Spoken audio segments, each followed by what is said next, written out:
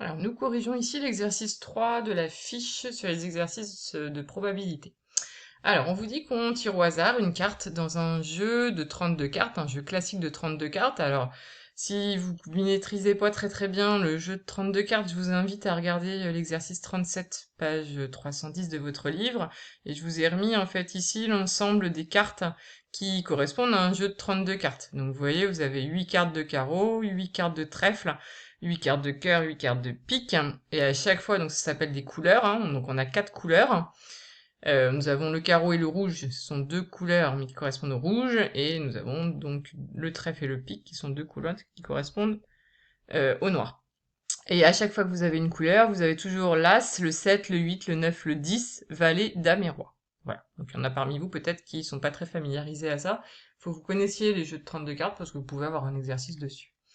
Alors on vous dit de considérer les deux événements qu'on vous décrit. Donc A, c'est la carte tirée est un carreau. Donc c'est-à-dire qu'on prend donc l'une de ces 8 premières cartes. Et B, c'est la carte tirée est un as. C'est-à-dire que cette fois-ci, on prend l'une de ces 4 cartes-là. Alors, tout d'abord, combien d'issues comporte l'univers? L'univers, donc on vous dit qu'on prend une carte parmi les 32. Donc l'univers, bah, c'est l'ensemble des 32 cartes. Donc l'univers, c'est l'ensemble des 32 cartes. Alors, j'ai un peu de mal à écrire avec la souris, l'ensemble des 32 cartes. Ça, c'est notre univers. Vous mettez pas univers égale 32, hein. Il y a 32 éléments dans votre univers, mais votre univers, c'est les 32 cartes. Voilà. Combien d'issues comporte l'événement A? Donc l'événement A, c'est la carte tirée est un carreau. Combien avons-nous de carreaux? Eh bien, nous en avons 8. Donc il y a combien d'issues dans l'événement A? Eh bien, il y en a 8.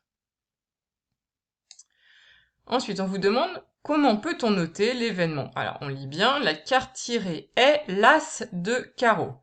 Donc notre carte, il faut qu'elle réponde à deux critères. Il faut à la fois que ça soit un as, donc il faut que ça soit dans B, mais il faut aussi que ça soit une carte de carreau, donc il faut aussi que ça soit dans A. Donc notre événement, la carte tirée est l'as de carreau, c'est la même chose que si je vous disais la carte tirée est un as et une carte de carreau. Donc je mettrais un et en mot de liaison. Donc comme j'ai un et, ça va être une intersection, donc ça va être A inter B. Si vous avez mis B inter A, c'est évidemment la même chose. C'est une intersection.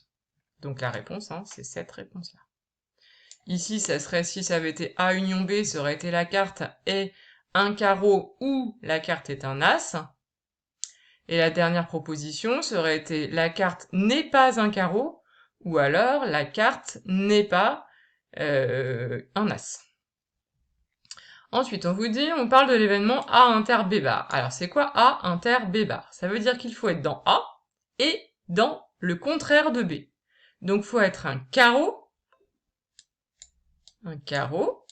et en plus, il ne faut pas être dans B, donc il faut pas être un as. Donc, pas d'as.